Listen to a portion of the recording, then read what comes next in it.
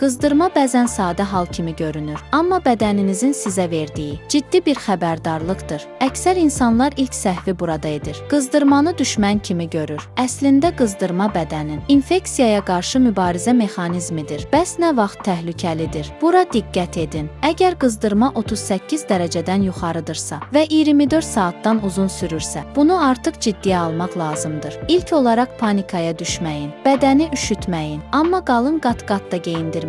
Otaq nə çox isti, nə də çox soyuq olsun. Ən vacibi maye qəbulunu artırın. Su ilıq bitki çayları bədən üçün çox önəmlidir. Susuzluq qızdırmanı daha da yüksəldə bilər. Qızdırma ilə birlikdə şiddətli baş ağrısı, nəfəs darlığı, şur bulanıqlığı və ya titrətmə varsa, mütləq həkimə müraciət edin. Unutmayın, qızdırmanı yox saymaq düzgün deyil. Amma səbəbini anlamadan dərmanla bastırmaq da düzgün deyil. Bədəniniz danışır, sadəcə onu dinləyin. Daha faydalı məlumatlar üçün abunə olaraq kanala keçid edə bilərsiniz.